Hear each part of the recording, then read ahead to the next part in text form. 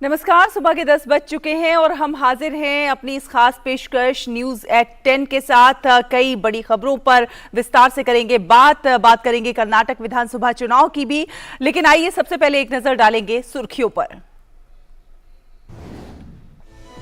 कर्नाटक विधानसभा चुनाव के लिए आज शाम 5 बजे थम जाएगा प्रचार। राज्य की 224 विधानसभा सीटों के लिए 10 मई को होगा मतदान, 13 मई को आएंगे नतीजे।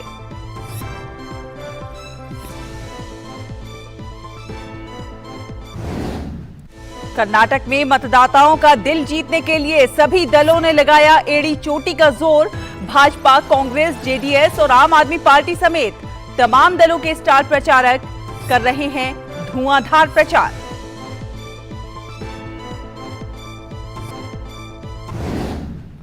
रक्षा मंत्री राजनाथ सिंह आज चंडीगढ़ में भारतीय वायुसेना विरासत केंद्र का करेंगे शुभारंभ। साइबर और सुरक्षा केंद्र की भी रखेंगे आधारशिला। विरासत केंद्र में कलाकृतियों और नमूनों के जरिए भारतीय वायुसेना के अभियानों के विभिन्न पहलुओं को दर्शाया जाएगा।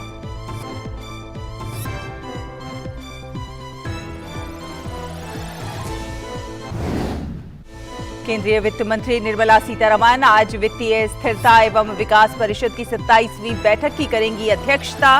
वैश्विक और घरेलू चुनौतियों के बीच अर्थव्यवस्था की स्थिति की भी करेंगी समीक्षा।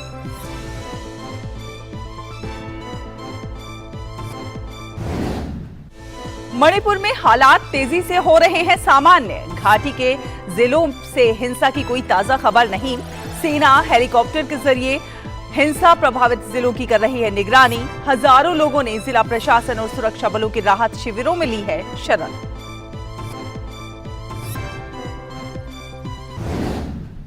केरल के मलप्पुरम जिले में नाव पलटने की घटना में मृतकों की संख्या बढ़कर हुई 22। राहत एवं बचाव अभियान युद्ध स्तर पर जारी। राष्ट्रपति, उपराष्ट्रपति और प्रधानमंत्री ने जताया शोक। पीएम ने मृतकों के परिजनों के 2-2 लाख रुपए के अनुग्रह राशि देने की घोषणा।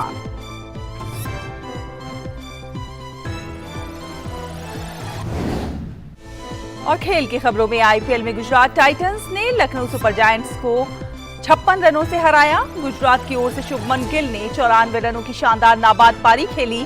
वहीं एक अन्य मुकाबले में सनराइजर्स हैदराबाद ने राजस्थान रॉयल्स को 4 विकेट से दी मात।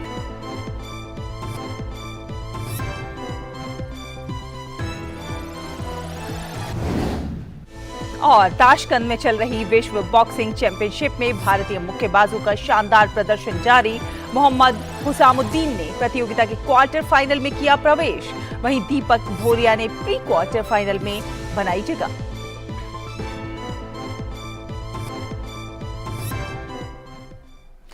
तो चलिए सबसे पहले बात कर लेते हैं कर्नाटक के चुनावी समर की।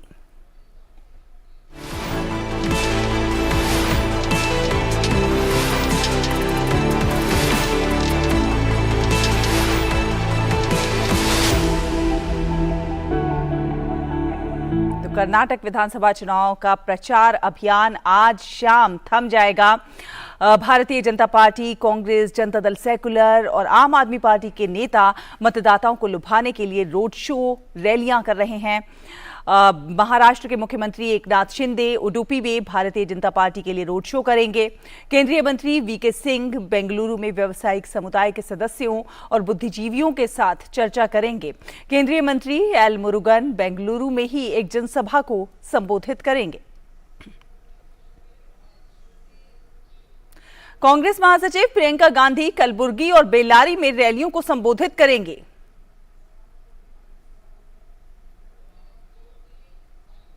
जनता दल सेकुलर के नेता एचडी देवेगौड़ा और उनके पुत्र एचडी कुमारस्वामी बेंगलुरु में पार्टी के कार्यकर्ताओं के साथ बैठक करेंगे। आम आदमी पार्टी के राज्य सचिव Prithvi Reddy BTM layout, CV Raman Nagar और सर्वजन नगर, पुलिकेशी नगर विधानसभा क्षेत्र में रोड शो करेंगे। कर्नाटक में 10 मई को होने वाले विधानसभा चुनाव के मतदान से पहले चुनाव आयोग ने परामर्श जारी किया है। परामर्श में कहा गया है कि कोई भी पार्टी या कोई भी उम्मीदवार चुनाव के दिन और एक दिन पहले मीडिया प्रमाणन और निगरानी समिति से मंजूरी के बिना प्रिंट मीडिया में कोई भी विज्ञापन प्रकाशित नहीं कराएगा। आयोग ने कहा है कि आपत्तिजनक और भ्रामक प्रकृति के विज्ञापन पूरी चुनाव प्रक्रिया को दूषित करते हैं। कर्नाटक विधानसभा चुनाव के लिए प्रचार आज शाम 5 बजे थमने वाला है। राज्य में चुनाव प्रचार चरम पर पहुंचने के साथ साथ राजनीतिक दलों को जारी परामर्श में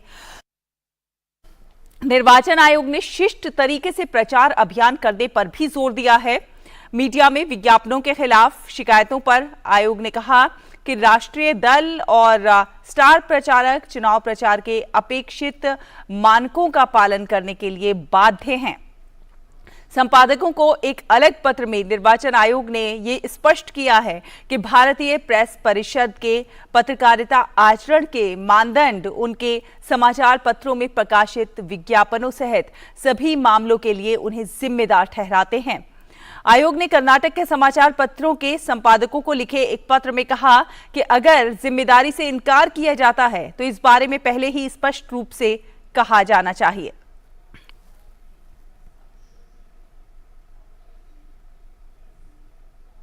और कर्नाटक के इस विधानसभा चुनाव में आम आदमी पार्टी भी अपनी किस्मत आजमा रही है। आम आदमी पार्टी ने सभी 224 सीटों पर उम्मीदवार खड़े किए हैं। आम आदमी पार्टी ने पिछला चुनाव लड़ा था, लेकिन अभी तक आम आदमी पार्टी वहां पर अपना खाता नहीं खोल पाई है। कांग्रेस से आम आदमी पार्टी में शामिल हुए ब्रिजेश कलप्पा पार्टी से बेंगलुरु के चिकपेट से उम्मीदवार हैं और उनका दावा है कि पार्टी 5 सीटों पर जीत हासिल करेगी।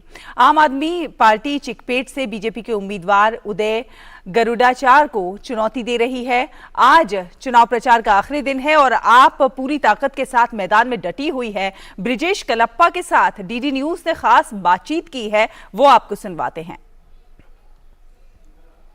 कर्नाटक में चुनाव प्रचार थमने के लिए कुछ ही घंटे बचे हैं और प्रधानमंत्री नरेंद्र मोदी के चुनाव प्रचार के बीच दूसरी अन्य पार्टियां भी किस तरह से प्रचार कर रही हैं और आखिरी दम तक इस प्रचार में कैसा जोर लगा रही है, इस बारे में बातचीत की हमने आम आदमी पार्टी के उम्मीदवार ब्रिजेश कलप्पा से, जो चिकपेट से यहाँ से उम्मीदवार हैं और लगातार कोशिश में हैं और आम आदमी पार्टी की तरफ से एक ऐसा चेहरा बन गया है यहाँ पर चिकपेट में, जो यहाँ एक स्वच्छ और बेहतर सरकार देने का वादा कर रहे हैं। बात करते हैं ब्रिजेश से। ब्रिजेश, ये बताइए कि आप यहाँ से उम्मीदवार हैं और आपका कैंपेनिंग का तरीका अनोखा है, अंदाज अनोखा है, लेकिन जिस तरह का प्रचार कर्नाटक में चल रहा है उसके सामने आम आदमी पार्टी कहाँ खड़ी नजर आती है आपको? देखिए, आम आदमी पार्टी इस बार जो है ज़रूर अपना खाता खोलेगी और आम आदमी पार्टी का ये है कि इस बार जो है कम से कम 5 सीट आएगी और ज़्यादा से ज़्यादा 20 सीट आने का चांस है। फिर बेंगलुरु जैसे शहर में आम आदमी पार्टी ने जो भ्रष्टाचार का मुद्दा कांग्रेस ने उठाया था, 40% सरकार का मामला जो बहुत ही पीक हुआ था, उस वक्त आम आदमी पार्टी क्यों इस मुद्दे को, भ्रष्टाचार के मुद्दे को, 40% कमीशन के मुद्दे को तूल नहीं दिया, क्यों इसको उठाया नहीं? बिल्कुल हमने उठाया हुआ है और मेरे खुद के स्टेटमेंट्स आप देखेंगे, काफ़ी स्टेटमेंट्स आए हुए हैं कि ये 40% की बात है। आप तो जानते होंगे कि जब केम्पना साहब का अरेस्ट हुआ था तो सिर्फ आम आदमी पार्टी ही थे वहाँ पर जो उनको बचाने की कोशिश में थे, और कोर्ट के सामने मैं खुद जो है वकील के नाते पेश हुआ था। तो ये 40% का मुद्दा जो है बहुत बड़ी मुद्दा है और खासकर आम आदमी पार्टी के लिए। और शिवमोगा से हमारे सहयोगी संवाददाता धीरज कुमार हमारे साथ जुड़ गए हैं इस पर और ज्यादा जानकारी के साथ। धीरज, बात करें कर्नाटक विधानसभा चुनाव की, तो इस चुनाव में हमने देखा कि किस तरह से ताबड़तोड़ रैलियां और जिस तरह से चुनाव प्रचार किया है सभी पार्टियों ने, वो जो है अपने अपने हक में मतदाताओं को लुभाने के पूरे प्रयास किए गए हैं। ताबड़तोड़ रैलियां हुई हैं, रोड शोज हुए हैं। आज शाम चुनाव प्रचार थम जाएगा और आज भी काफी व्यस्त रहने वाला है आज का दिन। आप देखिए, हमने कल की रैलियों में देखा कि जिस तरह से प्रधानमंत्री की रैलियों में जन सैलाब जुड़ा, वो ये दर्शाता था कि प्रधानमंत्री की लोकप्रियता किस तरह की है और जो केंद्र के काम है उनके प्रति जनता क्या सोचती है, कहीं ना कहीं उसका परिचायक दिखाई देता था। बिल्कुल सहला, आपने सही कहा। प्रधानमंत्री की हमने जितनी रैलियां देखी और जितना भी कार्यक्रम उनका देखा, उस कार्यक्रम में जो जनता की जो उत्साह, जनता का जो उत्साह दिखा वो देखने लायक था, क्योंकि प्रधानमंत्री जहां जहां भी उनका प्रोग्राम हुआ, कार्यक्रम हुआ, उसमें उन्होंने जो स्थानीय मुद्दे को उठाया, जो स्थानीय जो लोग थे, जो पद्मश्री थे, उनको उठाया, और साफ तौर पे जो पिछली सरकार को घेरा कि देखिए कैसे हम, जो अगर हम पद्म पुरस्कार ही देते हैं तो समाज के अंतिम पायदान के लोगों को कैसे, समाज के अंतिम जो ऐसे लोगों को हम इसके लिए चुनते हैं जिन्होंने समाज को बेहतरी दी है, जो कि समाज के लिए बेहतर काम किया है, लेकिन उन्हें समाज, यही समाज उन्हें वो तवज्जो नहीं देता था। तो प्रधानमंत्री जो स्थानीय इतिहास है उसके साथ जुड़ते थे, और खास करके जो इस बार का जो चुनाव में जो 9 लाख लगभग 17,000 जो युवा वोटर्स हैं, युवा वोटर्स कैसे अपने जिम्मेवारी को निभाएगा, इस बार जो 18 साल के जो है वो पहली बार जो मतदान करने जाएंगे, तो युवाओं को कनेक्ट करने के लिए भी प्रधानमंत्री ने भरपूर कोशिश की। इसके अलावा उन्होंने जो कांग्रेस के घोषणा पत्र पे वार किया कि कांग्रेस का घोषणा पत्र कैसे बजरंग दल को बैन करने की बात करता है, तो उससे भी प्रधानमंत्री ने जनता के बीच में अपनी भागीदारी के जरिए जनता को ये बात बताने की कोशिश की कि जिस तरीके का जो तुष्टीकरण की राजनीति कांग्रेस करती है, उस तुष्टीकरण की राजनीति का खामियाजा कांग्रेस को खुद भुगतना पड़ेगा। इसके अलावा उन्होंने अब जो कांग्रेस के कार्यकाल है, उस कार्यकाल में जो करप्शन के जो मुद्दे थे, करप्शन के जो आंकड़े थे, उन आंकड़े को उन्होंने जनता के बीच में गिनाया।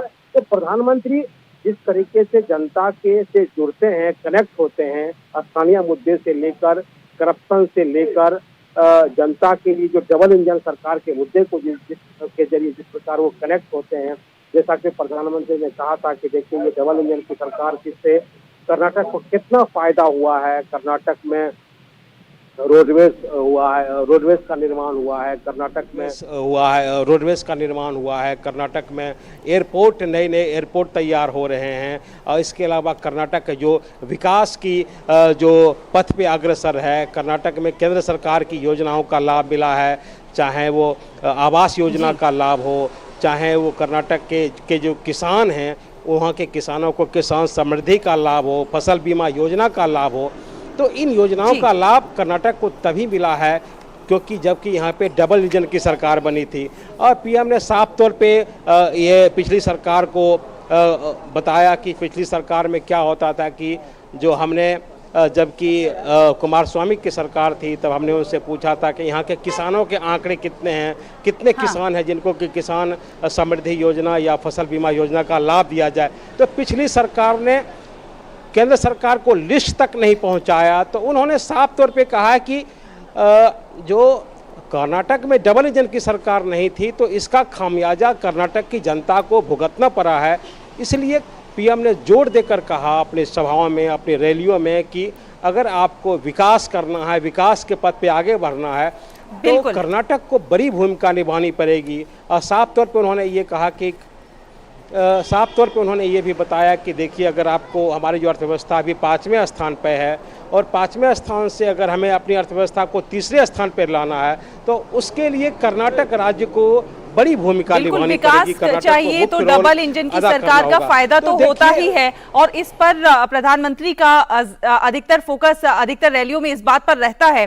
बात अगर हम घोषणा पत्र की करते हैं, घोषणा पत्रों में देखिए बहुत सारे वादे होते हैं, लेकिन जिस तरह से कांग्रेस ने अपने घोषणा पत्र में बजरंग दल को बैन करने की बात कही और इस मुद्दे को बीजेपी ने देखिए किस तरह से आड़े हाथों लिया, प्रधानमंत्री नरेंद्र मोदी ने भी इस मुद्दे को बजरंग बली से जोड़ दिया और कांग्रेस पर जमकर निशाना साधा।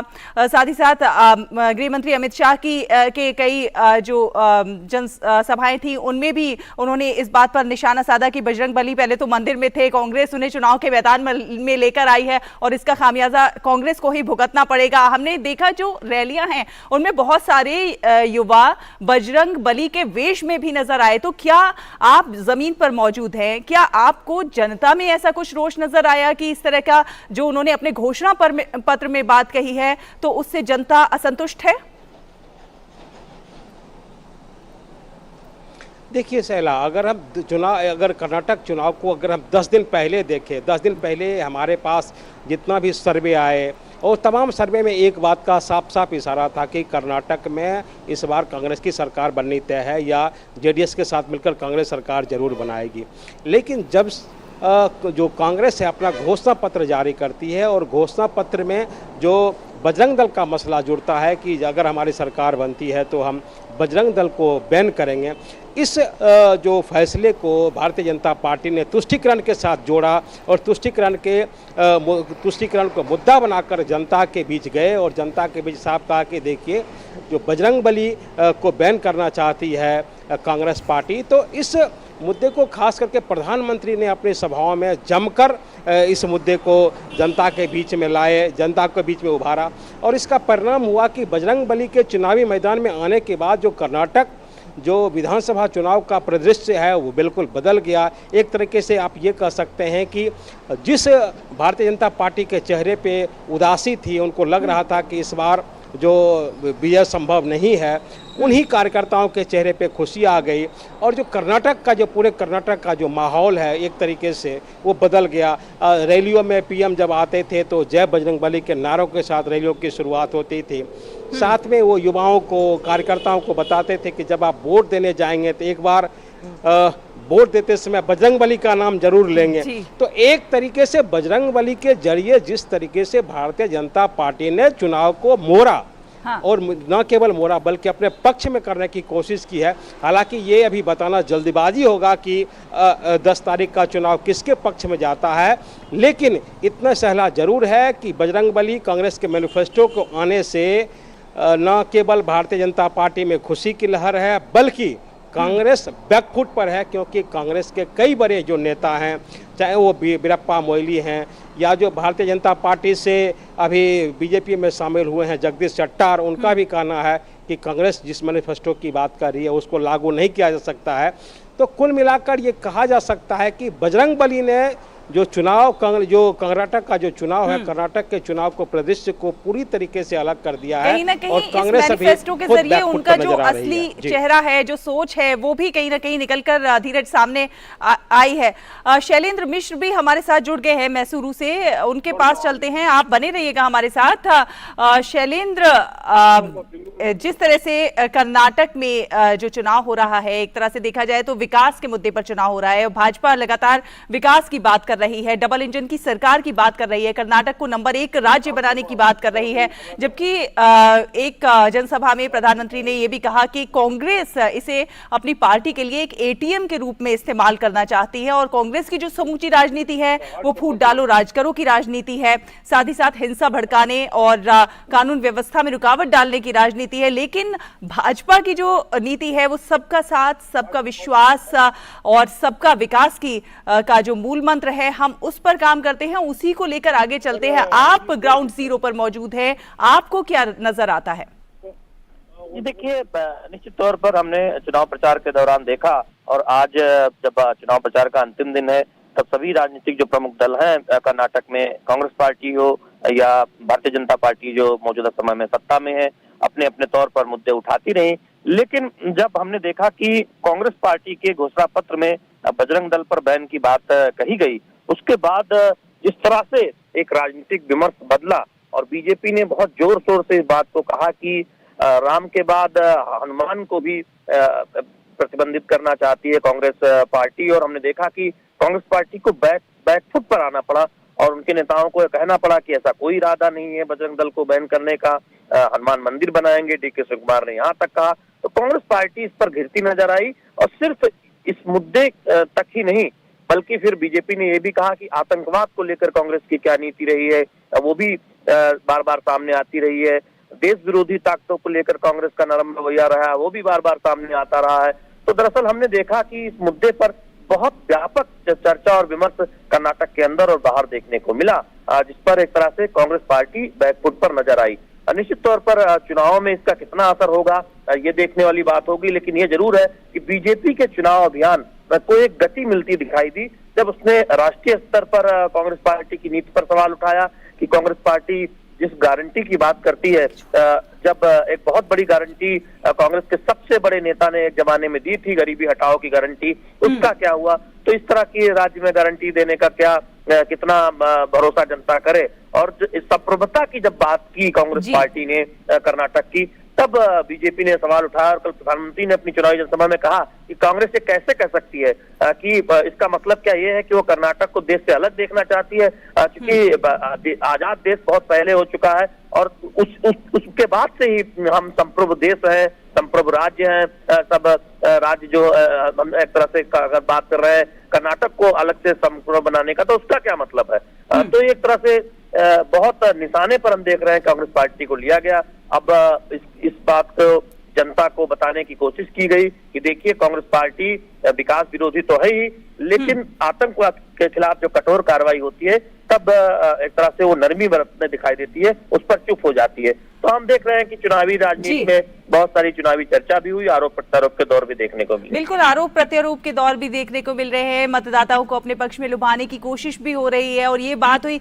भाजपा और कांग्रेस की जो प्रमुखता से लड़ते हुए नजर आ रहे हैं, लेकिन जेडीएस और आम आदमी पार्टी भी इस चुनाव में अपनी ताल ठोक रहे हैं और जेडीएस काफी जो है चुनाव प्रचार में काफी वादे और इरादों के साथ आ रही है। वहीं आम आदमी पार्टी भी अपना खाता खोलने का दावा कर रही है, वो कह रही है कि 5 सीटें तो हम ले जाएंगे।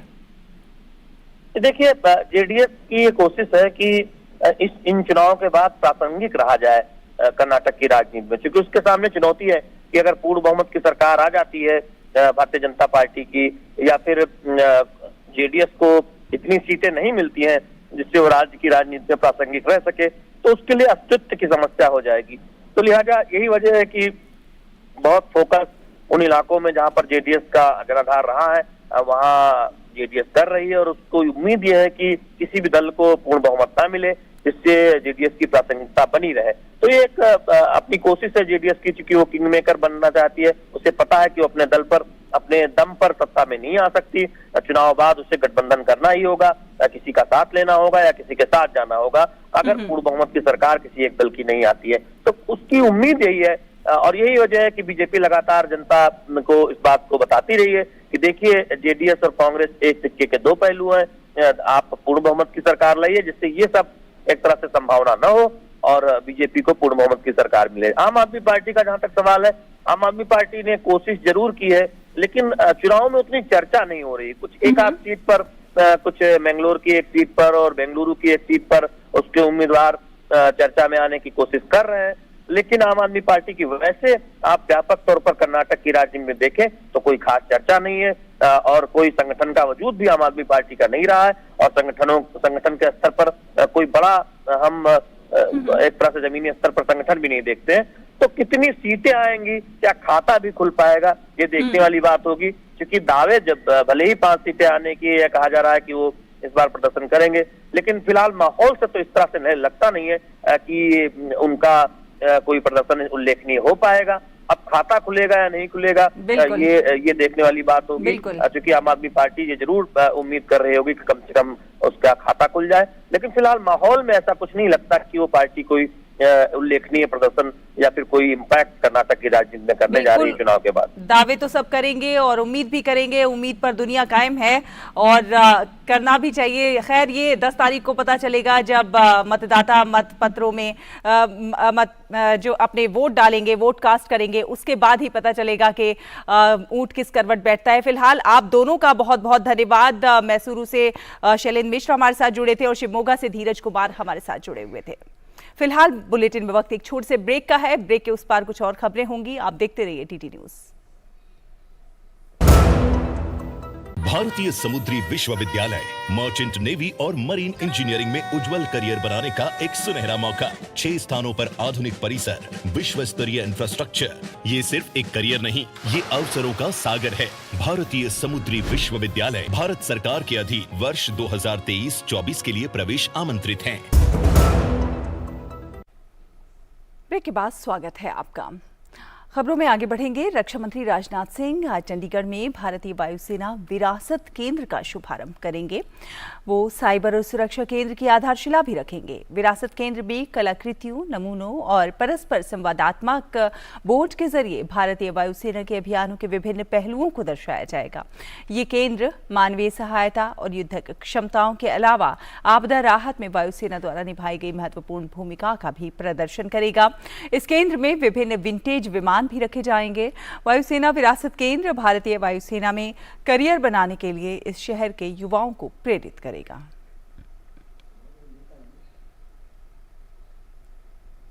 केंद्रीय वित्त मंत्री निर्मला सीतारमण आज वित्तीय स्थिरता एवं विकास परिषद FSDC की 27वीं बैठक की अध्यक्षता करेंगी। इस दौरान वो वैश्विक और घरेलू चुनौतियों के बीच अर्थव्यवस्था की स्थिति की भी समीक्षा करेंगी। इस उच्च स्तरीय बैठक में रिजर्व बैंक ऑफ इंडिया के गवर्नर शक्तिकांत दास समेत वित्तीय क्षेत्र के सभी नियामक हिस्सा लेंगे। FSDC क्षेत्रीय नियामकों का एक शीर्ष निकाय है। इस बैठक में मौजूदा वैश्विक और घरेलू आर्थिक हालात और वित्तीय स्थिरता के मुद्दों की समीक्षा की जाएगी। इसके साथ ही FSDC समावेशी आर्थिक वृद्धि हासिल करने के लिए इससे पहले किए गए उपायों की समीक्षा भी करेगी।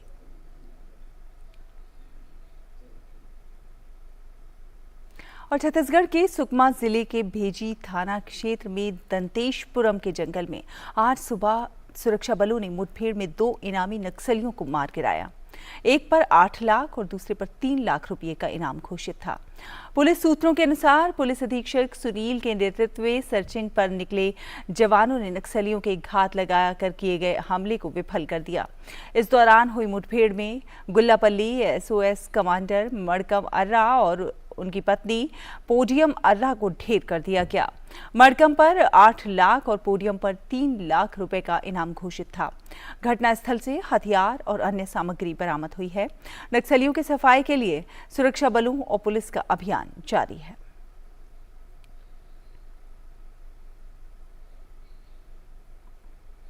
और पंजाब के अमृतसर में स्वर्ण मंदिर के पास हेरिटेज स्ट्रीट पर आज सुबह लगातार दूसरे दिन विस्फोट हुआ।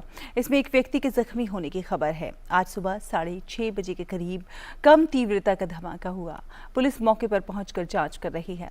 इससे पहले शनिवार देर रात भी हेरिटेज स्ट्रीट पर विस्फोट हुआ था, जिसमें कुछ लड़कियों सहित कई लोग घायल हो गए थे। मध्य रात्रि 12 बजे पार्किंग क्षेत्र और पास के रेस्तरां की खिड़कियों के शीशे भी क्षतिग्रस्त हो गए थे।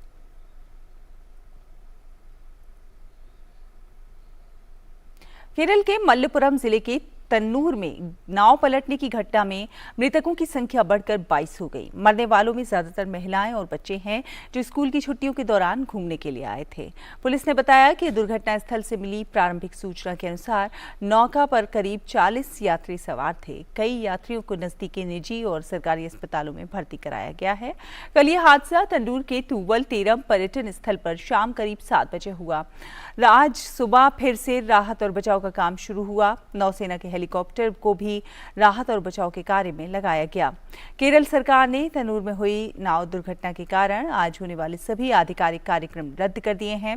मुख्यमंत्री पिनराई विजयन आज घटनास्थल का दौरा करेंगे। राज्य सरकार ने एक बयान में कहा है कि दुर्घटना के बाद स्वास्थ्य मंत्री वीना जॉर्ज ने स्थिति का आकलन करने के लिए आपात बैठक बुलाई है। बयान में कहा गया है कि जॉर्ज ने निर्देश दिया कि घायलों के लिए विशेष उपचार सुनिश्चित किया जाए और पोस्टमार्टम की प्रक्रिया तेज की जाए ताकि शवों को जल्द से जल्द परिजनों को सौंपा जा सके। प्रधानमंत्री नरेंद्र मोदी ने मृतकों के परिवारों के प्रति संवेदना व्यक्त की है और उनके लिए प्रधानमंत्री राष्ट्रीय राहत कोष से 2 लाख रुपए की अनुग्रह राशि देने की घोषणा की। ट्वीट में प्रधानमंत्री नरेंद्र मोदी ने कहा कि केरल के मल्लपुरम में नाव दुर्घटना में लोगों की मौत से काफी दुखी हूं। शोक संतप्त परिवारों के प्रति संवेदना। प्रत्येक मृतक के परिजनों को प्रधानमंत्री राहत कोष से 2-2 लाख रुपए की अनुग्रह राशि प्रदान की जाएगी।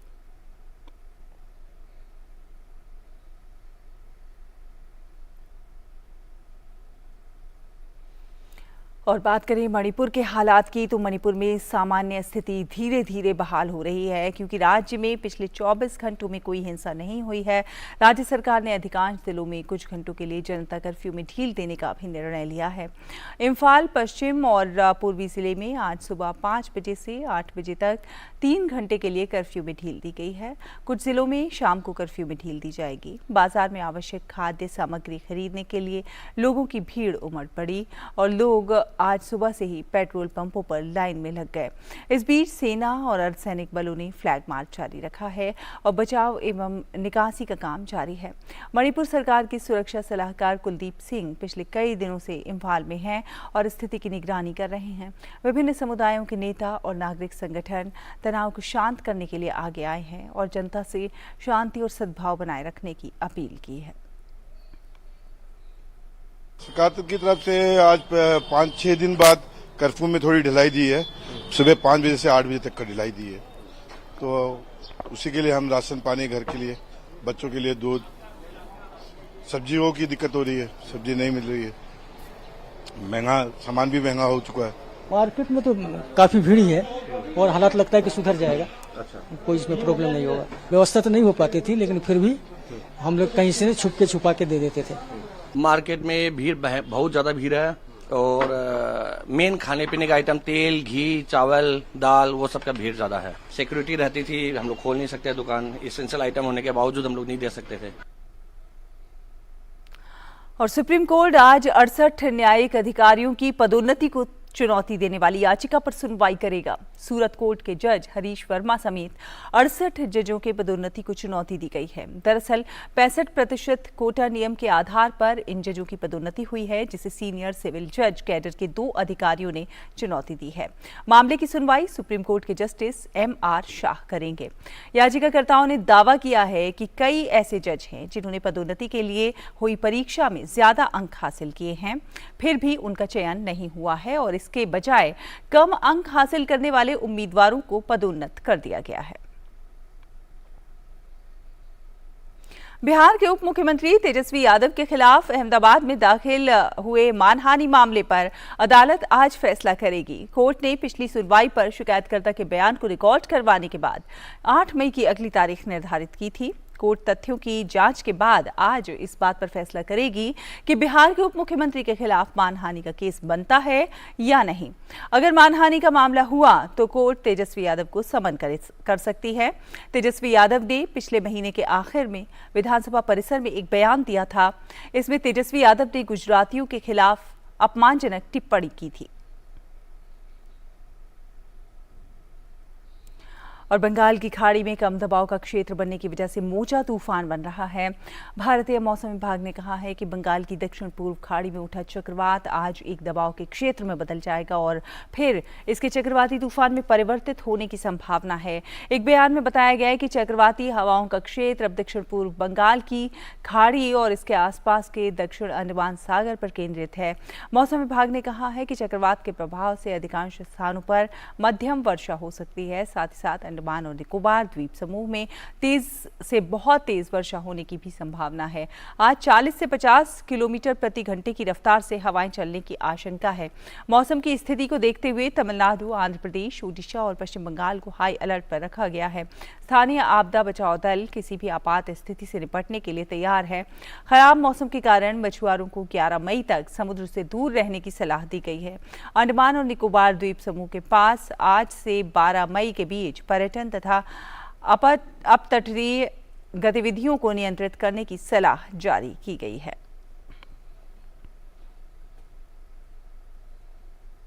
और दिल्ली एनसीआर में आज फिर सुबह मौसम खराब बना रहा। सुबह में कई जगहों पर आंधी चली और कई इलाकों में बारिश भी हुई। दिल्ली में मौसम लगातार ऐसा ही बना हुआ है और तेज हवाओं के साथ आसमान में काले बादल दिखाई दे रहे हैं। कई इलाकों में गरज के साथ बारिश हो रही है। मौसम विभाग ने आज दिल्ली और आसपास का मौसम खराब रहने की आशंका जताई थी। IMD ने पश्चिमी विक्षोभ के असर के कारण पंजाब, हरियाणा, चंडीगढ़, दिल्ली और पश्चिम उत्तर प्रदेश में अलग अलग जगहों पर बारिश होने की उम्मीद जाहिर की थी। IMD के मुताबिक बारिश के बावजूद अब गर्मी तेजी से बढ़ेगी और 8 मई को दिल्ली का अधिकतम तापमान 38 डिग्री सेल्सियस तक पहुंचने की उम्मीद है, जबकि न्यूनतम तापमान 23 डिग्री सेल्सियस रहने की संभावना है। दिल्ली में 7 मई को अधिकतम तापमान 37.4 डिग्री सेल्सियस दर्ज किया गया, जो सामान्य से 2 डिग्री सेल्सियस कम रहा। वहीं न्यूनतम तापमान 21.4 रहा, जो सामान्य से 4 डिग्री सेल्सियस कम है।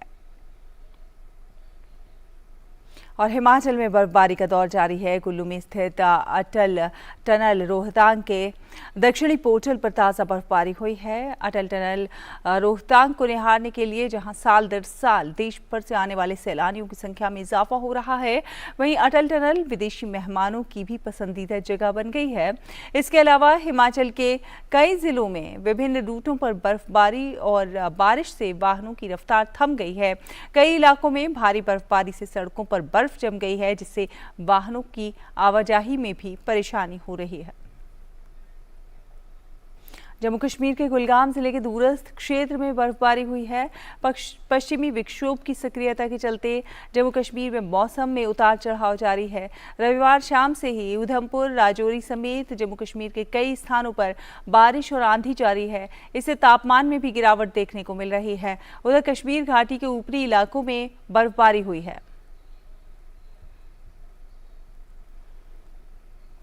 और उत्तराखंड में तीर्थों और पर्यटन स्थलों में स्वच्छता बनाए रखने के लिए उत्तराखंड पुलिस ऑपरेशन मर्यादा नाम से एक विशेष अभियान चला रही है।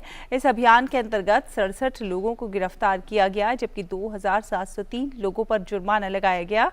उत्तराखंड पुलिस के महानिदेशक अशोक कुमार ने बताया कि इस अभियान के अंतर्गत गंगा के तटों पर गुंडागर्दी और नशा करने वालों को तुरंत गिरफ्तार किया जा रहा है। पर्यटक स्थलों को प्रदूषित करने वाले लोगों पर जुर्माना लगाने के आदेश जारी किए गए हैं। उन्होंने कहा कि 29 अप्रैल से अब तक ऑपरेशन मर्यादा के तहत 2703 लोगों से जुर्माने के रूप में कुल 7,03,850 रुपए वसूले जा चुके हैं। उत्तराखंड में चारधाम यात्रा सुचारू रूप से जारी है। अब तक 4 लाख से अधिक श्रद्धालु चारधाम के दर्शन कर चुके हैं। सबसे अधिक 1,40,000 से अधिक श्रद्धालुओं ने केदारनाथ के दर्शन किए। संबंधित प्रशासन और मंदिर समिति ने श्रद्धालुओं की सुविधा के लिए विशेष प्रबंध किए हैं। स्वास्थ्य विभाग ने चारधाम यात्रा मार्ग पर स्वास्थ्य जांच केंद्र स्थापित किए हैं। मौसम विभाग की चेतावनी के कारण प्रशासन केदारनाथ धाम की यात्रा के लिए ऑनलाइन पंजीकरण पिछले महीने की 25 तारीख से इस महीने की 8 तारीख तक पहले ही स्थगित कर चुका है। इस दौरान केवल वही तीर्थयात्री केदारनाथ धाम जा सकेंगे जो पहले से पंजीकरण करा चुके हैं। और सूचना एवं प्रसारण मंत्रालय ने नेटफ्लिक्स के सहयोग से आज़ादी का अमृत महोत्सव समारोह को चिन्हित करने के लिए लघु वीडियो की दूसरी श्रृंखला तैयार की है। ये श्रृंखला भारत के उन स्वतंत्रता सेनानियों की कहानियों को प्रकाश में लेकर आती है जिन्होंने 1857 के प्रथम स्वतंत्रता संग्राम के दौरान अपना बलिदान दिया था। इन फिल्मों को माननीय सूचना एवं प्रसारण मंत्री द्वारा नवंबर 2022 में 53वें इफ्फी महोत्सव के दौरान लॉन्च किया गया था। आज हम देखेंगे झांसी की रानी लक्ष्मीबाई की कहानी को, जिन्होंने आज़ादी की पहली क्रांति में अंग्रेजों से लोहा लिया था। 1857 जब आजाद हिंदुस्तान के सपने ने जन्म लिया। आइए जाने उन वीरों के बारे में जिन्होंने स्वतंत्रता की नींव रखकर इतिहास रच दिया। ये है उस वीरांगना की कहानी, कहते हैं जिसे झांसी की रानी। बचपन बीता संग खेल कृपाण ढाल कटारी, फिर राजा गंगाधर से ब्याह कर आई महल बन के रानी। हुआ राजा का निधन, सोचा सबने रानी बन जाएगी दासी। अवसर देख ब्रिटिश राज के फौजी पहुंचे द्वार झांसी। चंद्र तिलक माथे पर, हाथों में तलवार, साथ अपनी महिला सेना के किया जोर का वार। पुत्र दामोदर को कस लिया पीठ पर, दिया परिचय साहस का, लड़ी 7 दिन होके निडर। नहीं दूंगी अपनी झांसी, लगाई जोर की ललकार, आंच ना आने दी अपनी मिट्टी पर, अंग्रेजों की कोशिश हुई नाकाम। महीनों बाद अंग्रेज लौटे, फिर से धावा बोला। ग्वालियर में थी लक्ष्मीबाई, फिर उठा युद्ध का शोला। चारों ओर से घेरा दुश्मन ने, घायल हुई रानी। वीर गति को प्राप्त हुई वो नारी, वो मर्दानी। वीरता की थी वो साक्षात मूरत, थी स्वतंत्रता की मशाल जलाई। याद रहेगी हमेशा उनकी कहानी, वो थी रानी लक्ष्मीबाई। 1857 के जंग के किस्से आज भी हर भारतवासी के मन में जोश और उत्साह भर देते हैं। ऐसे ही वीरों की प्रेरणादायक कहानियां लेकर हम फिर लौटेंगे। आजादी की अमृत कहानियां, सूचना एवं प्रसारण मंत्रालय और नेटफ्लिक्स द्वारा प्रस्तुत। और बात करते हैं बाजार की। वैश्विक बाजारों से मिले सकारात्मक संकेतों के चलते देश का शेयर बाजार कारोबारी सप्ताह के पहले दिन मामूली बढ़त के साथ खुला। इस दौरान सेंसेक्स और निफ्टी दोनों ही हरे निशान पर रहे। बंबई स्टॉक एक्सचेंज के 30 शेयरों पर आधारित संवेदी सेंसेक्स 172.44 अंक यानी कि 0.28% बढ़कर 61,226.73 के स्तर पर खुला। तो वहीं नेशनल स्टॉक एक्सचेंज के 50 शेयरों पर आधारित संवेदी सूचकांक निफ्टी 51.60 अंक यानी कि 0.29% बढ़कर 18,120.60 के स्तर पर खुला। शुरुआती कारोबार के दौरान करीब 1,442 शेयरों में तेजी, 610 शेयरों में गिरावट और 140 शेयरों में कोई बदलाव नहीं हुआ। यहाँ एक छोटा सा ब्रेक के उस पार कुछ और खबरें। आप देखते रहिए डीटी न्यूज। भारतीय समुद्री विश्वविद्यालय मर्चेंट नेवी और मरीन इंजीनियरिंग में उज्जवल करियर बनाने का एक सुनहरा मौका। 6 स्थानों पर आधुनिक परिसर, विश्व स्तरीय इंफ्रास्ट्रक्चर। ये सिर्फ एक करियर नहीं, ये अवसरों का सागर है। भारतीय समुद्री विश्वविद्यालय भारत सरकार के अधीन वर्ष 2023-24 के लिए प्रवेश आमंत्रित हैं। ब्रेक के बाद स्वागत है। कुछ अंतर्राष्ट्रीय खबरों का रुख करते हैं। पेरू में सबसे भयानक खनन दुर्घटना में एक सोने की खदान में आग लगने से कम 27 लोगों की मौत हो गई है। अधिकारियों ने बताया है कि 175 लोगों को आग से बचा लिया गया है। स्थानीय प्रशासन ने बताया कि अरेक्विपा के दक्षिणी क्षेत्र में ला एस्पेरांजा खदान के अंदर बिजली के शॉर्ट सर्किट में आग लग गई। खदान का संचालन यानाकेहुआ कंपनी करती है। पेरू दुनिया के सबसे बड़े सोने के उत्पादकों में शामिल है, जहां सालाना 100 टन से अधिक खनन होता है। ये पूरे विश्व की वार्षिक आपूर्ति का लगभग 4% है। और अमेरिका के टेक्सास के सीमावर्ती शहर ब्राउन्सविले में एक शरणार्थी शिविर के बाहर बस स्टॉप पर खड़े लोगों को एक एसयूवी ने कुचल दिया, जिससे 7 लोगों की मौत हो गई और 6 अन्य लोग घायल हो गए। पुलिस ने बताया कि हादसा स्थानीय समयानुसार सुबह करीब 8:30 बजे हुआ। साथ ही साथ ये भी कहा कि बस स्टॉप पर बैठने की कोई व्यवस्था नहीं थी और लोग वहां सड़क किनारे बैठकर बस का इंतजार कर रहे थे। उन्होंने बताया कि हादसे के शिकार हुए ज्यादातर लोग वेनेजुएला के थे। बस स्टैंड पर चढ़ने के बाद एसयूवी पलट गई और लगभग 200 फीट तक चलती रही और इससे फुटपाथ पर चल रहे लोग दुर्घटना की चपेट में आ गए। पुलिस ने कहा कि घटना के बाद ड्राइवर ने वहां से भागने की कोशिश की, लेकिन चश्मदीदों ने उसे उस वक्त तक पकड़ कर रखा जब तक कि पुलिस वहां पर नहीं आ गई। और अमेरिका में मियामी बीच नाइट क्लब में कल तड़के हुई गोलीबारी में एक शख्स की मौत हो गई, जबकि 2 महिलाएं घायल हो गईं। मियामी बीच पुलिस का कहना है कि अधिकारियों को शहर के साउथ बीच क्षेत्र में गाला नाइट क्लब में स्थानीय समय अनुसार सुबह करीब 4 बजे फायरिंग की खबरें मिली। हादसे में 3 लोग गंभीर रूप से घायल हो गए, जिसमें एक की इलाज के दौरान मौत हो गई। अमेरिका में फायरिंग की घटनाओं में कोई कमी नहीं आ रही है। अब तक अमेरिका में इस साल 200 से ज्यादा गोलीबारी की घटनाएं हो चुकी हैं।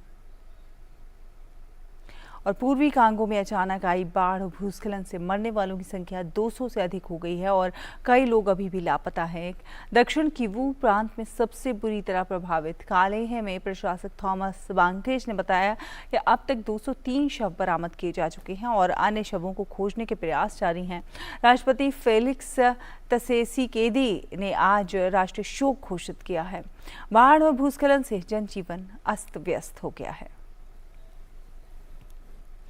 और रूस और यूक्रेन के बीच जारी युद्ध को 1 साल से अधिक समय हो गया है। इस बीच यूरोपीय संघ ने रूस को युद्ध से संबंधित सामग्री मुहैया कराने वाली कुछ चीनी कंपनियों पर प्रतिबंधों का प्रस्ताव दिया है। एक अंग्रेजी दैनिक की रिपोर्ट के मुताबिक प्रतिबंधों के एक नए पैकेज में 7 चीनी व्यवसायों को सूचीबद्ध किया गया है, जिस पर इस सप्ताह यूरोपीय संघ के सदस्य राज्यों द्वारा चर्चा की जाएगी। कुछ कंपनियों को संयुक्त राज्य अमेरिका द्वारा पहले ही प्रतिबंधों के अंतर्गत रखा जा चुका है। अमेरिकी अंतरिक्ष एजेंसी नासा ने रॉकेट लैब के साथ मिलकर चक्रवात की निगरानी करने वाले 2 सैटेलाइट का सफलतापूर्वक प्रक्षेपण किया। इससे पहले खराब मौसम के कारण दोनों सैटेलाइट के प्रक्षेपण को टाल दिया गया था। इन दोनों सैटेलाइट को न्यूजीलैंड के माहिया से प्रक्षेपित किया गया था। ये सैटेलाइट उष्णकटिबंधीय चक्रवातों और तूफानों के बनने और उसकी गति को मापेगा। रॉकेट लैब 2 और सैटेलाइट प्रक्षेपित करेगा, लेकिन तारीखों की घोषणा अभी नहीं हुई है। पेरू की सीमा पर फंसे 115 वेनेजुएला के प्रवासियों को रविवार को एक उड़ान से वापस वेनेजुएला लाया गया। चिली सरकार ने ये जानकारी दी है। वहीं पेरू ने प्रवासियों को रोकने के लिए पुलिस और सैनिकों को सीमा पर भेज दिया है। इस घटना से कूटनीतिक तनाव की स्थिति उत्पन्न हो गई है। रविवार को जारी एक बयान में चिली के विदेश मंत्रालय ने कहा कि ये उड़ान वेनेजुएला सरकार के साथ राजनयिक संबंधों का प्रतिफल है। और रूस के यूक्रेन पर ताबड़तोड़ हमले जारी हैं। यूक्रेन के जनरल का कहना है कि रूस ने बखमुत के लिए लड़ाई तेज कर दी है। जल्दी ही इस पर भी कब्जा हो सकता है। यूक्रेनी कमांडर जनरल अलेक्जेंडर सिर्स्की ने कहा कि रूसी सेना ने शहर में भारी गोलाबारी भी शुरू कर दी है और अधिक उन्नत उपकरणों का उपयोग करना शुरू कर दिया है। विंडसर कैसल में रविवार को भव्य संगीत समारोह का आयोजन हुआ। ब्रिटेन के किंग चार्ल्स III के राज्याभिषेक के जश्न के मौके पर संगीत के क्षेत्र से जुड़ी नामी हस्तियों ने अपनी प्रस्तुति से समा बांधा। चार्ल्स उनकी पत्नी कैमिला के साथ अन्य वरिष्ठ रॉयल्स जनता के 20,000 सदस्य और विशेष रूप से आमंत्रित अतिथि कोरोनेशन कंसर्ट में शामिल हुए।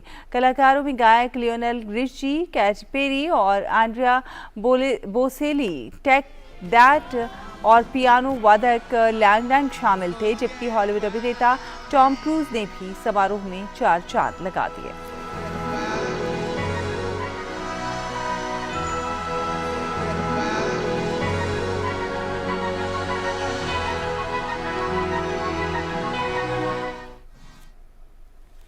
और बांग्लादेश की प्रधानमंत्री शेख हसीना ने राष्ट्रमंडल देशों से बांग्लादेश में होने वाले आम चुनाव के लिए पर्यवेक्षकों को भेजने का आग्रह किया। कल लंदन में राष्ट्रमंडल देशों की महासचिव पैट्रिसिया स्कॉटलैंड से बातचीत के बाद शेख हसीना ने ये बात कही।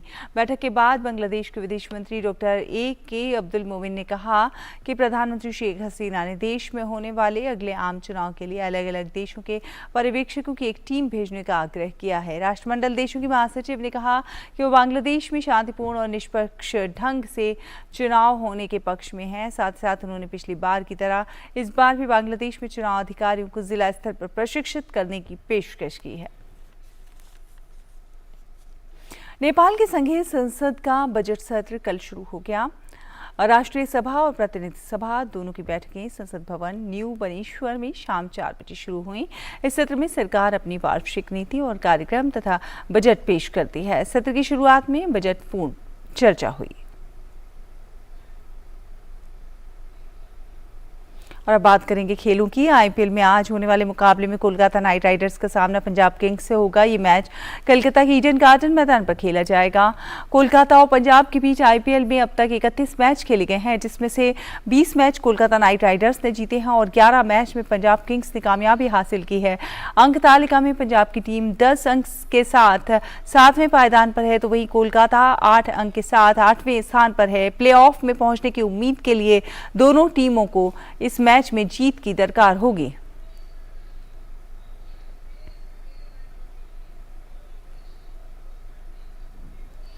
ताशकंद में चल रही वर्ल्ड बॉक्सिंग चैंपियनशिप 2023 में भारतीय मुक्केबाजों का शानदार प्रदर्शन जारी है। राष्ट्रमंडल खेलों में पदक विजेता मोहम्मद हुसामुद्दीन ने वर्ल्ड बॉक्सिंग चैंपियनशिप के क्वार्टर फाइनल में जगह बना ली है। प्रतियोगिता के 57 किलोग्राम भार वर्ग के प्री क्वार्टर फाइनल में हुसामुद्दीन ने रूस के मुक्केबाज डुआर्ड सेविन को 5-0 के अंतर से हराकर क्वार्टर फाइनल में अपनी जगह पक्की की। वहीं भारतीय मुक्केबाज दीपक भोरिया ने वर्ल्ड बॉक्सिंग चैंपियनशिप के प्री क्वार्टर फाइनल में जगह बनाई। प्रतियोगिता के 51 किलोग्राम भार वर्ग में दीपक ने कजाकिस्तान के ओलंपिक पदक विजेता साकेन बीबोसिनोव को 5-2 के अंतर से हराकर राउंड ऑफ 16 में प्रवेश किया। आज अंतर्राष्ट्रीय थैलेसीमिया दिवस है। थैलेसीमिया के बारे में जानकारी और जागरूकता सभी तक पहुंचना इस दिवस को मनाने का मुख्य उद्देश्य है। थैलेसीमिया एक आनुवंशिक रक्त विकार है। थैलेसीमिया मेजर रोग से ग्रस्त होने पर व्यक्ति को जीवन भर हर तीसरे-चौथे सप्ताह रक्त चढ़वाने की जरूरत होती है। थैलेसीमिया रोग से कैसे बचा जा सकता है, आइए देखते हैं इस रिपोर्ट में। थैलेसीमिया रोग के विषय में जागरूकता के उद्देश्य से हर वर्ष 8 मई को अंतर्राष्ट्रीय थैलेसीमिया दिवस मनाया जाता है। थैलेसीमिया एक आनुवंशिक रोग है जो माता पिता से बच्चों में आता है। थैलेसीमिया मेजर से प्रभावित व्यक्ति में लाल रक्त कण अपनी सामान्य आयु से पहले ही टूट जाते हैं और उसे नियमित रूप से रक्त चढ़ाने की आवश्यकता पड़ती है। आज विश्व थैलेसीमिया दिवस है। थैलेसीमिया मेजर का मतलब यह है कि जो हीमोग्लोबिन है वो बिल्कुल ही जो एडल्ट हीमोग्लोबिन या फीटल हीमोग्लोबिन का टाइप जो नॉर्मल होता है उससे बिल्कुल अलग किस्म का होता है। तो बच्चे के शरीर में हालांकि हीमोग्लोबिन बन रहा है लेकिन वो फ़ायदेमंद नहीं है और वो बच्चा अनीमिया से ग्रस्त रहता है। उसको खून की बार बार ब्लड कंपोनेंट की थेरेपी की ज़रूरत पड़ती है। उसको कुछ दवाइयाँ इस तरह से दी जाती हैं क्योंकि जब ब्लड कंपोनेंट्स देते हैं और जो शरीर में जो उसके कोशिकाएँ जो बिल्कुल डिस्ट्रॉय हो रही हैं, आयरन रिलीज़ होता है जो उसके शरीर में जाके बैठ जाती है। इस वजह से उसकी ग्रोथ इफेक्ट हो सकती है, उसके दिमाग में असर हो सकता है, उसको पीलिया हो सकती है। तो आजकल दवाइयाँ हैं और उसको इसका इलाज इस तरीके से करा जाता है और काफ़ी हद तक इसमें फाइनेंशियल सपोर्ट भी मिलता है। कुछ ऐसी संस्थाएं हैं जो ऐसे बच्चों को हेल्प करती हैं, लेकिन हम ये चाहते हैं कि ऐसे बच्चों को अगर इसको बर्थ ही प्रिवेंट करें तो ज़्यादा सही है। यदि व्यक्ति में लक्षण न हो तो उसे पता नहीं चलता कि वो थैलेसीमिया कैरियर है जब तक कि उसके बच्चे में ये रोग न आ जाए। रक्त की जांच से थैलेसीमिया मेजर या थैलेसीमिया कैरियर का पता लगाया जा सकता है। गर्भवती महिलाओं का खून की जांच करके हम लोग देखते हैं कि इनकी खून की कमी तो नहीं है। एंटीनेटल स्क्रीनिंग करके देखा जाए कि इनको थैलेसीमिया ट्रेट तो नहीं है और इसमें एक मामूली सी जांच करी जाती है खून में और अगर उसको ट्रेट पॉजिटिव आता है तो हस्बैंड को बुलाया जाता है और उसकी भी जांच करके देखा जाता है। इसका फ़ायदा ये है कि अगर दोनों ही पार्टनर्स थैलेसीमिया ट्रेट से ग्रस्त हैं तो ये चांस है कि बच्चे को भी थैलेसीमिया मेजर हो सकता है। तो जहाँ अगर हस्बैंड और वाइफ ट्रेट से ग्रस्त हैं तो इनको जेनेटिक सेंटर्स पे भेजा जाता है जहाँ पे बच्चे की जो पेट में पनप रहा है उसकी जांच करके देखी जाती है और अगर वो थैलेसीमिया मेजर है तो उसको ऑप्शन दिया जाता है कि अगर वो गर्भपात करवाना चाहते हैं जो कि हमारे देश में 5 महीने तक हो सकता है। आवश्यक है कि शादी से पूर्व या गर्भधारण से पहले ही थैलेसीमिया की जांच करवाई जाए जिससे बच्चे का थैलेसीमिया रोग से बचाव किया जा सके। किरण भारद्वाज, डीडी न्यूज। क्या आपने कभी सोचा है कि आपके कमरे में सीलिंग फैन में मेगा साइज रोटेटिंग ब्लेड हो सकते हैं जो तेज हवा को प्रसारित करते हैं और प्रभावी रूप से ठंडी हवा प्रदान करते हैं? हालांकि वैसे इस प्रकार के पंखे औद्योगिक और पारंपरिक जो स्थान होते हैं वहां पर उपयोग में आते हैं, लेकिन अब बड़े ब्लेड वाले पंखे घरेलू उद्देश्यों के लिए और मंदिरों और कार्यालयों में भी इस्तेमाल किए जा सकते हैं। घरेलू उपयोग के लिए सीलिंग फैन ब्लेड्स की कहानी के बारे में दिलचस्प बात यह है कि एक महिला उद्यमी ने इसे एक छोटे उद्यम के रूप में शुरू किया था और आज उनके पास इसके ढेरों ऑर्डर्स हैं।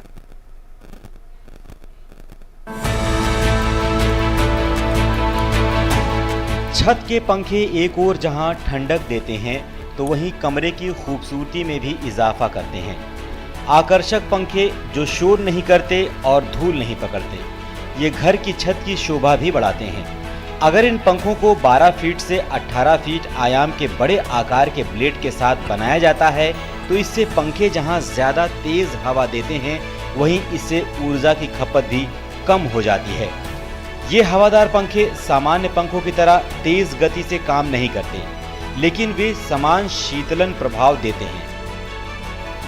इस सोच के साथ बेंगलुरु की लता वशिष्ठ और उनके पति महेश वशिष्ठ ने एमएसएमई औद्योगिक योजनाओं के तहत इन सीलिंग फैन ब्लेड के निर्माण का छोटा सा व्यवसाय शुरू किया और फिर बिना आवाज वाले और ऊर्जा कुशल पंखों का डिजाइन और निर्माण किया है। इस व्यवसाय को शुरू करने का विचार लॉकडाउन के दौरान आया और जब वित्त मंत्री निर्मला सीतारमण ने छोटे व्यवसायियों को पुनर्जीवित करने में मदद करने के लिए आर्थिक पैकेज की किस्त की घोषणा की। बेंगलुरु स्थित युगल लता और महेश ने सीलिंग फैन ब्लेड निर्माण इकाई स्थापित करने का अवसर लिया। वरिष्ठ दंपति ने शोर के स्तर को कम करके इन पंखों को बेहतर बनाया है और इसे हल्का भी बनाया गया है।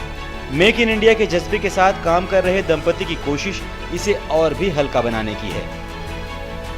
ब्लेड के इनोवेशन ने इंजीनियरिंग के छात्रों को भी आकर्षित किया है और छात्र वशिष्ठ से बहुत कुछ सीखना चाहते हैं। हम इन बड़े सीलिंग फैन ब्लेड का निर्माण करने वाले राज्य में पहले हैं। हम MSME विभाग के आभारी हैं कि उन्होंने इस परियोजना को समर्थन दिया और महिला उद्यमिता को भी प्रोत्साहित किया। केंद्रीय मंत्री शिभा करंदलाजे ने अपनी इकाई का दौरा किया और इस युगल की प्रधानमंत्री नरेंद्र मोदी के मेक इन इंडिया विजन में और अधिक योगदान देने की सराहना की।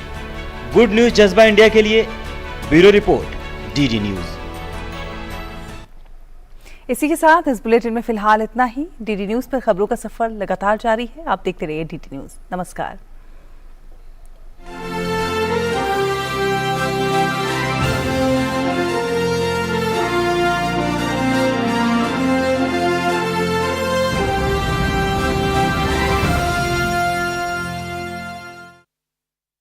बंगाल और